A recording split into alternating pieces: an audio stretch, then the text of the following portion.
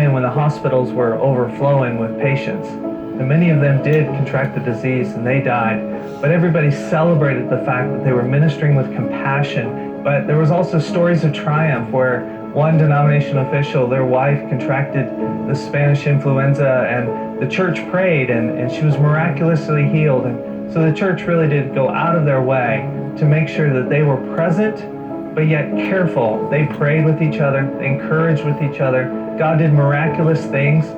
Sometimes they wept with each other, but God was with them all the way. In 2020, the COVID pandemic caused the church worldwide to innovate, intensifying efforts to reach the world through the internet while providing relief to local communities in crisis. Into a new normal. God is opening, stretching the boundary and say there are new ways of reaching people. We have seen a lot of evangelism. For example, our cell groups have grown via Zoom. On April 25th, we went online.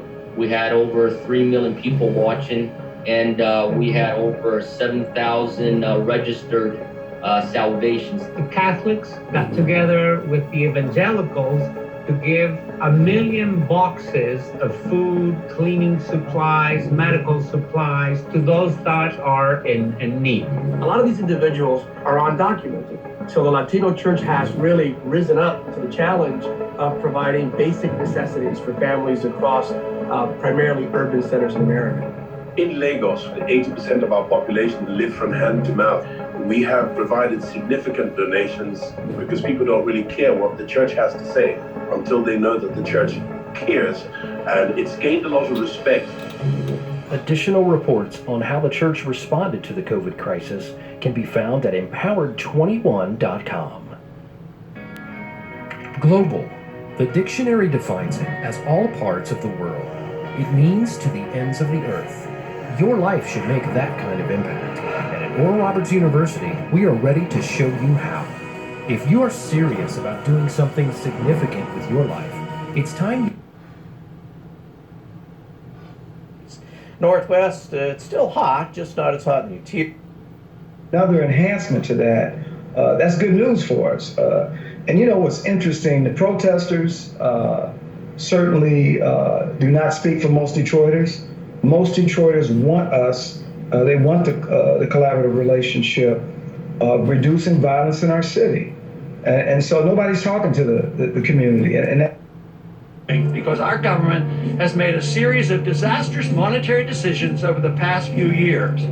If I'm right, the way you live, work, travel, retire, and invest will change. Stocks and bonds will crash. The savings of millions could be wiped out. You can't rely on Washington to help you. Get the facts and take the necessary steps to protect yourself and your family. The best place to start is the free website below. You'll find a short presentation I've put together with one of the leading financial research firms in America. It details both the problem and the important steps to take. I strongly encourage you to check out the website below. I guarantee it will be worth your time. I've been at Fox Business for 12 years because I'm invested in my viewers big time. There are smart people in Lagos, Nigeria, and this is CNN.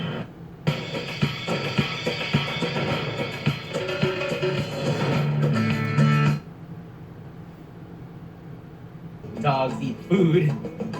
I know that if I'm eating a bunch of processed food, I'm not going to feel good.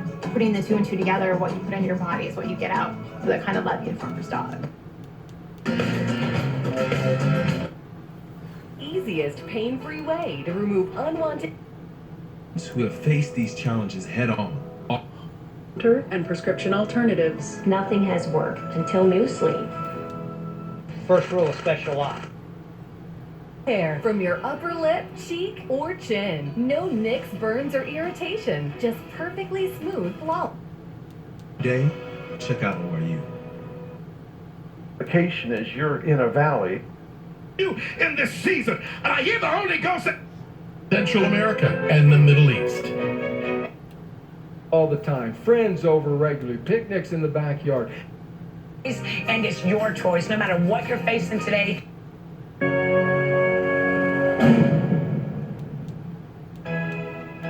The EWTN Religious Catalog Show, your home for holy reminders to enhance your Catholic faith.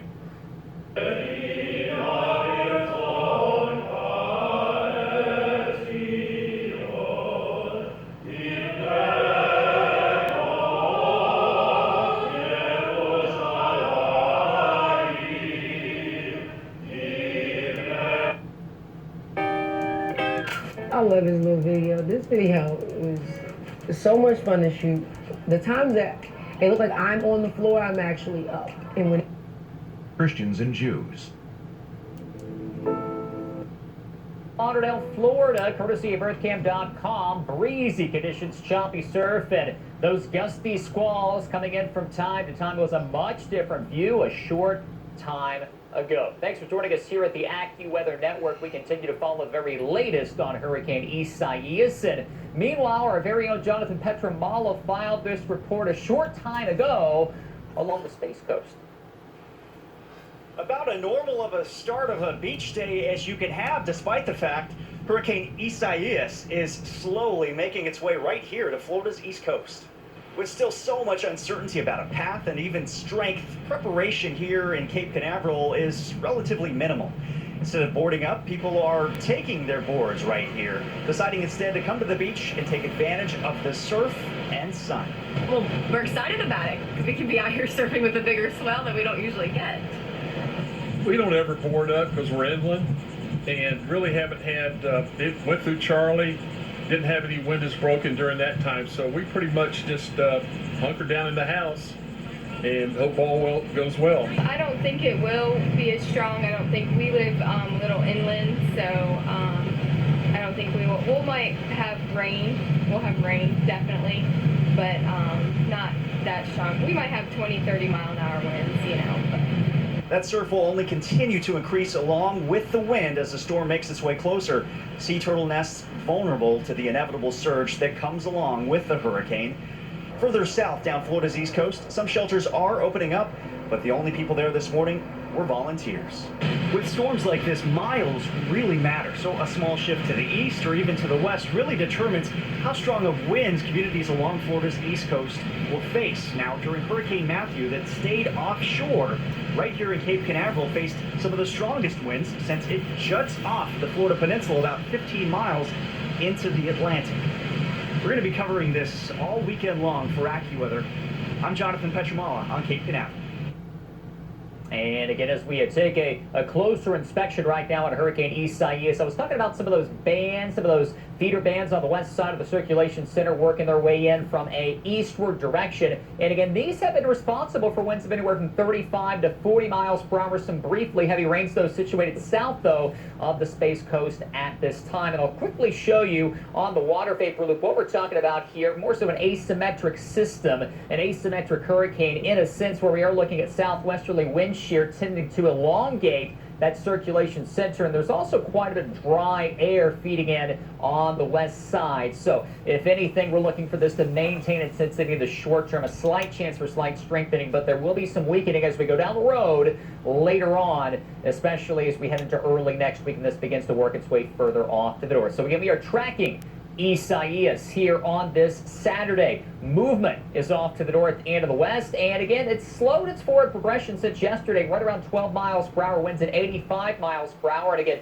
located roughly about 40 miles south of Nassau. Notice some of the current winds coming in. Very light from Daytona on northbound, but again, around West Palm Beach, southbound to Miami, and occasionally here, we have seen winds anywhere from 30 to 35 miles per hour. Upper level high key as Isaias feels that, again, more so the winds higher up, it's going to begin to tilt and turn its way off to the north and the northwest. That southwesterly wind shear, again, will keep Isaias from really deepening, from strengthening. And as we talk about those wind gusts, again, brushing the Florida coastline, later on today into tonight, we'll start to talk about, again, that's a potential here for higher winds, those tropical storm force winds, again, lifting northbound as we go through time along the Space Coast by, again, this evening, especially for tonight, then vaccine that's effective. You need to have the vaccines at hand so you can start delivery and vaccinating people.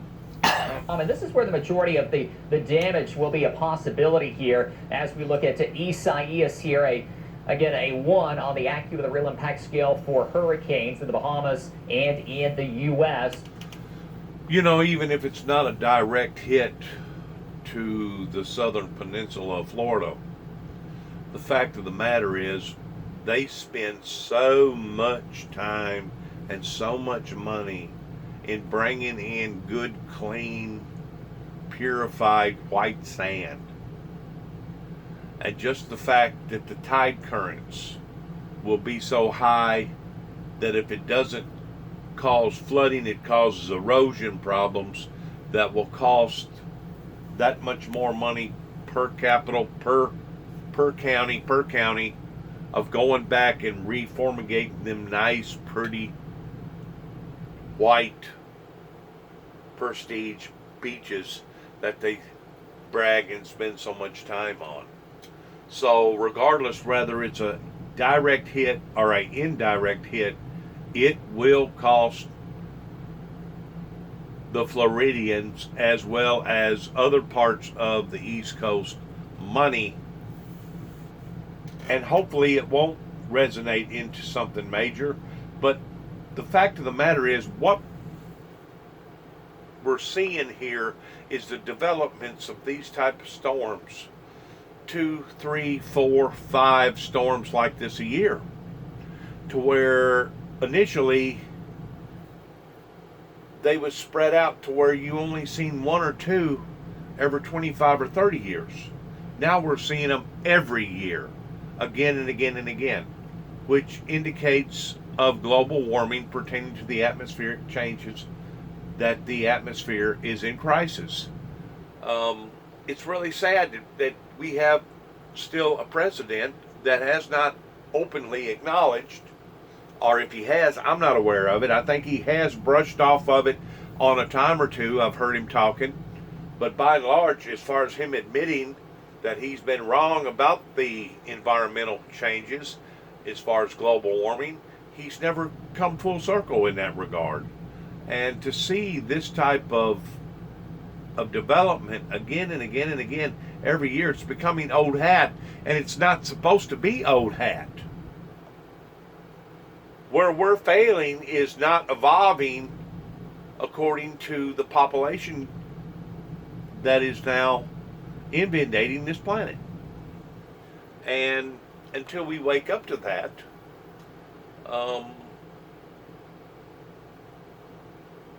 things is tragically just going to get worse. Again, looking at the majority, again, of the impacts here over the Bahamas as we go through today and tonight. Brushing, again, throughout the Bahamas as we go throughout the next several hours, again, especially toward Abaco Island, then lifting its way north toward Grand Bahama, then staying just to the east, about 30 miles east. Sometimes a hurricane like this that hasn't developed into a full strength Category 4 or Category 5 hurricane, if it just brushes up at the edge of the beach line, it actually does more damage by doing that than it would be if it just lurched off into the inland area, because once it lurges into the inland area, it basically peters out. It no longer has the energy and the strength in behind it like it would if it just stayed out there churning over those warm waters. So looking at it economically, a hurricane, a low-lying hurricane like this, or a tropical storm, which, I mean, it dissipated a lot while ago whenever it hit all those islands, and it's going to have to reformigate, which by reformigating it could actually go one way or the other. But the way that the projection is right now, it can actually do more damage monetarily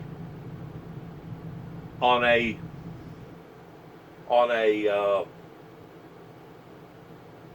financial scale than it would be if it went ahead and drove itself off inland. Of the Florida coastline as we work our way throughout the weekend, and in itself can determine the future of the restaurant. And again, with each month, it's getting tougher, Neil.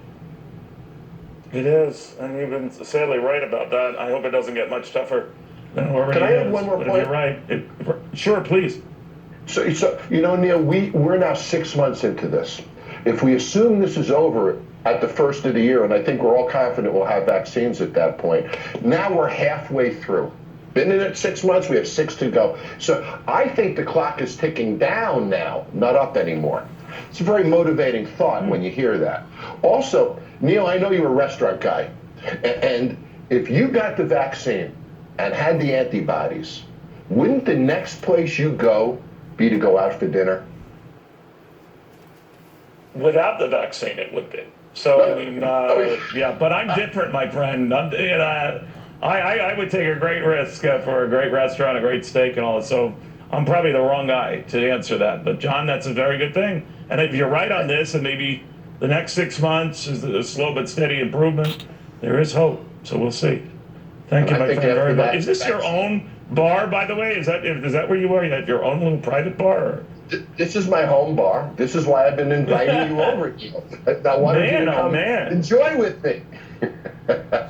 I'm impressed. John, thank you very, very much. That's pretty cool. John Taffer, he practices what he preaches, the bar rescue health. So much more.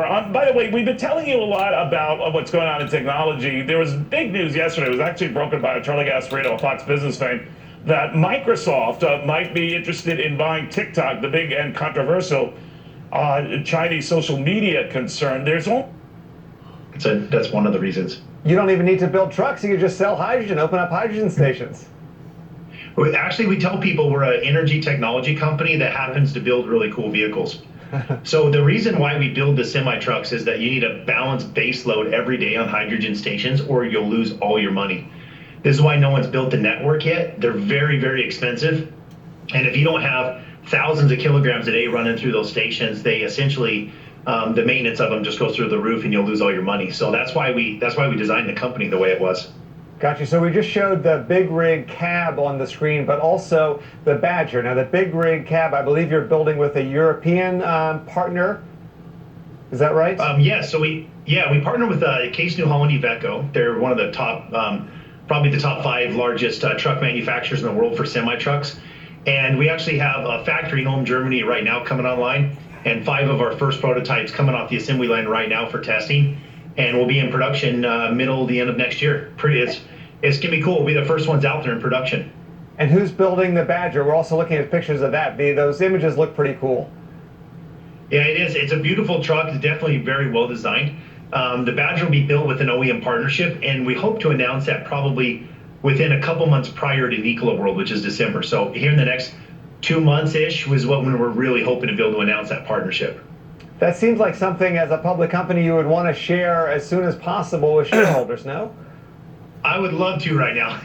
This one's not on me. This is around, unfortunately, when you're dealing with very large companies, which that's who we're partnering with, it is, there's a lot of PR teams involved, product release dates involved, legal involved, filings with the SEC. And so we're probably 60 days out or less, and the whole world gets to know who's building the Badger with us. All righty. So clearly investors are putting their money in your company hoping that it'll be the next Tesla, right? The stock zoomed from 10 to 93 bucks. It's now settled around 30, but that's still 200% gain on the year. You named your company Nikola. I don't know if people understand that, after Nikola Tesla, the same guy. You've got a huge Twitter presence. But some have accused you of being more promotional than truck building. The RBC analyst said you've got more of a business plan than a business. What's your response to those critics? That's okay. I mean, look, I'm a creator. I love building things. We built this company from my basement to where it is today. With numbers. And we delayed that decision as long as we could. At the end of the day, we and the Players Association. Rizol, take Zyzol at night. Did you know that most cars have a cabin air filter to filter the air we breathe on the inside? Well, this is what a dirty cabin air filter looks like. In just months, it can fill with dust. And you look at what we're seeing with the MLB and concern. Yes, with love and blessing.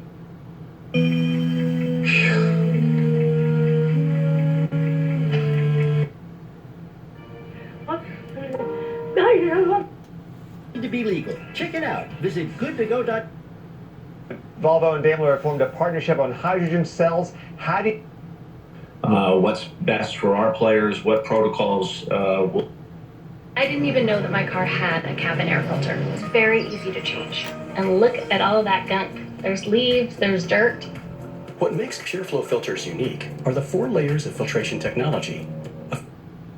By the push of a button in that pizza setting, that's all you have to do.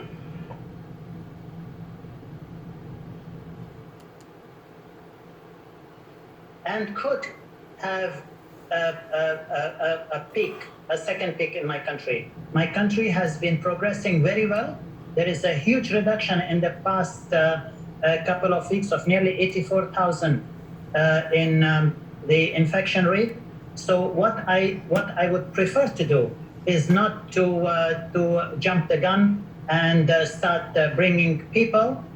We need to make sure that whatever we do opening our country, that we do in a very wise and very calculated manner so that all the people that live in my country, in Qatar, are properly protected before we open up. Up next, Saudi Arabia has been hit hard by both the pandemic and the collapse in oil prices. But the central bank governor says there is light at the end of the tunnel. We hear from Ahmed Al-Khalifi next. This is Bloomberg.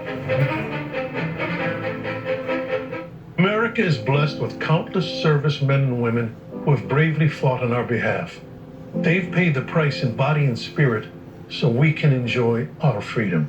By joining the military during a very active period of war, I absolutely went into it with the idea that I could die. Both my legs were amputated due to an IED that I sustained while I was deployed to Iraq. I mean, I'm still here, so there must be something more. Far too many struggle to get the care and benefits they earned through service and sacrifice. Disabled American Veterans is a lifesaver for our injured heroes. They help service members of all ages get the help they need, but they can't do it alone. There were moments of frustration where you can't do this anymore, you can't go here anymore. I absolutely felt like I lost some of my purpose. I'm asking you to join me and other patriotic Americans and donate only $19 a month, just 63 cents a day. Your monthly donation will help veterans like Nick Kolchar. For 100 years, DAV, Disabled American Veterans, has been fighting to keep our promises to our injured heroes each and every day, ensuring that our sons and daughters get the care and assistance they deserve. You'll help them get the financial and medical benefits they've earned and receive the care and emotional support they need. When you call or go online right now with your pledge of just $19 a month, we'll send you this DAV blanket as a way you can share your support of our brave veterans. Join me and other patriotic Americans and support DAV. For only $19 a month, just 63 cents a day, you can say thank you in the most meaningful way. Please call or go online to helpdav.org and donate now. Thank you, and God bless you. Welcome back. Let's get an update on the situation in Saudi Arabia now. The central bank governor says he sees the light at the end of the tunnel for the economy as consumer spending picks up. I spoke exclusively to Ahmed Al-Khalifi about his outlook for the kingdom's recovery. I think it's too early to say a V-shape because barring any downside risks that coming from the second wave of the virus, for example, or more negative developments in the global economy, we remain, we see light at the end of the tunnel, yet we remain vigilant, to be honest. Governor, I mean, since the coronavirus hit, you've stepped in with all kinds of liquidity support programs. Some of them are due to expire in September. What happens then? Do they get extended? Well, we have a program of support that has 3 elements. The first one was targeting the SMEs, the deferral payments or the funding for lending with 95% guarantee and affordable cost, and also the guarantees paid on behalf of the SMEs to the Kafala program, where we guarantee, we pay the fees for them. The earlier program, particularly the deferral of payments, was very successful with a 70% increase on the assigned amount. And the second one was the injection, the pure injection of liquidity of also 50 billion Saudi riyal, which came later on, right after opening the economy in June 1st.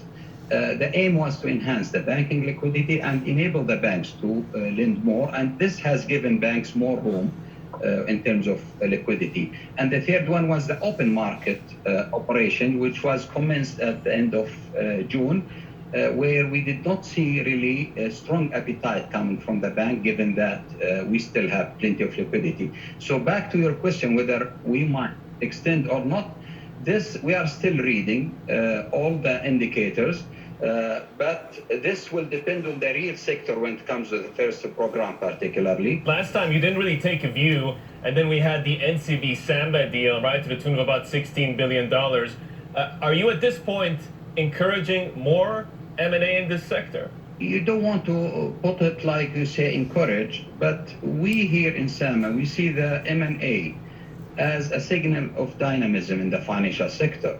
As a regulator, we don't see harm if the two institutions find themselves, they have the desire to merge, and they find themselves that they can add value to the sector, and we agree with that, and they add value to the economy, and that's what we saw in both mergers. The first merger, which did not take place, we agreed when they showed intention to merge, and we agreed when they showed intention to separate.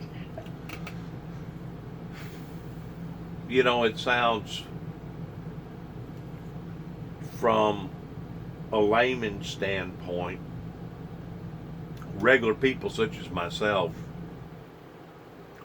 it sounds like that they're contributing so much and doing so great things in giving to this organization and that organization pertaining to the banking industries.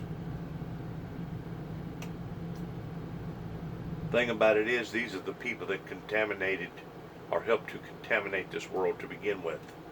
This is where the core or the axis of evil began and still is over in Saudi Arabia. These are the people that masterminded 9/11. These are the people that has caused great division up into the world.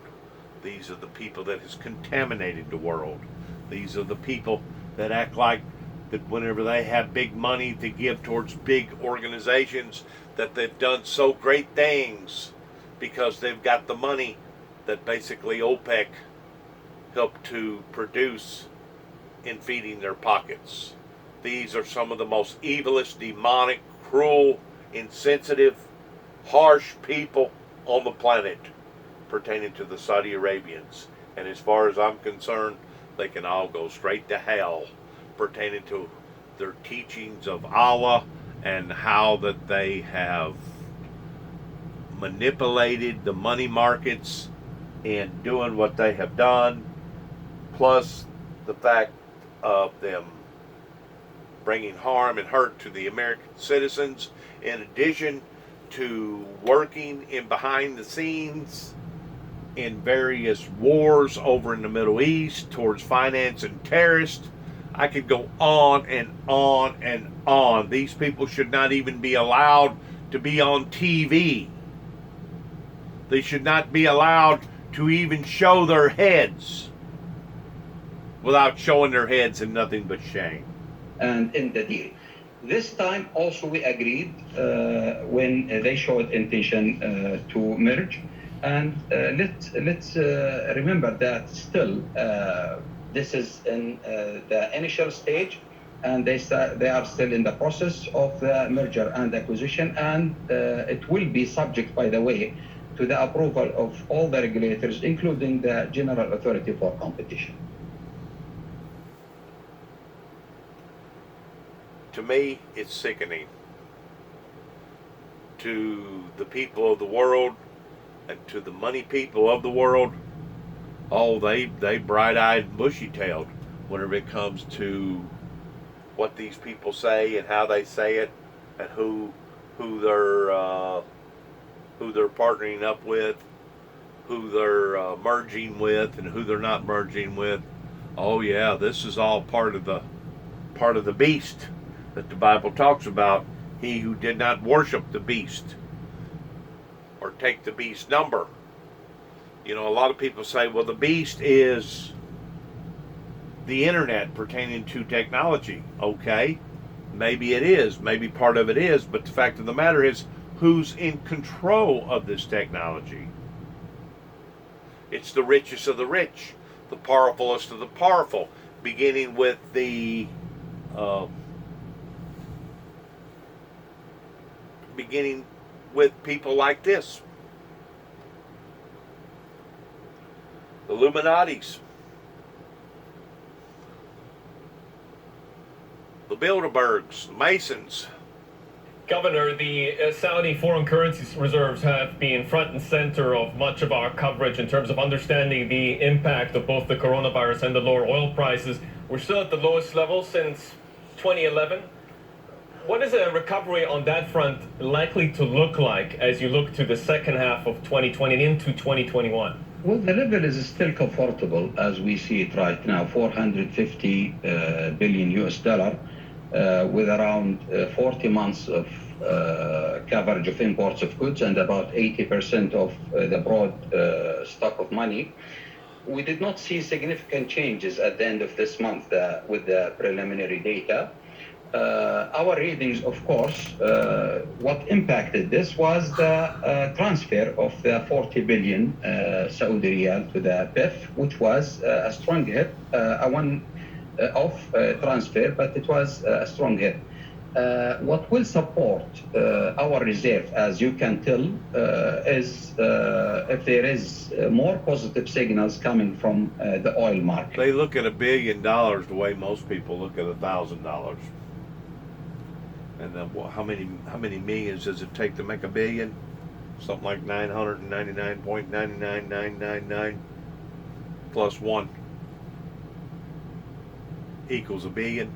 They look at $1 billion like most people look at $1,000. They've got that kind of financial profit. They have manipulated their way onto the world scene, and now the rest of the world has to look at them as being equal partners in this global financial affair. And this is the very thing that has helped to bring instability to other markets, is because of their strong arming in society the way that they do. I'm going to turn it off because they make me sick in my stomach.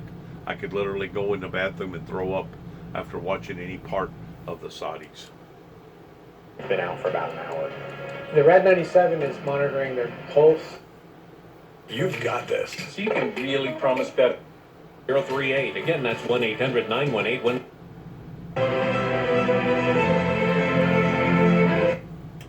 Tired of using towels you think are going to be amazing. Mid-Atlantic states with some showers and storms. Some of those can be quite strong. To take care of them, to feed the hungry, to clothe. Humid and warmer in Philadelphia, Boston. Fry you faster. Hello, I'm Mike Lindell, and I'm here to tell you about my new product from my...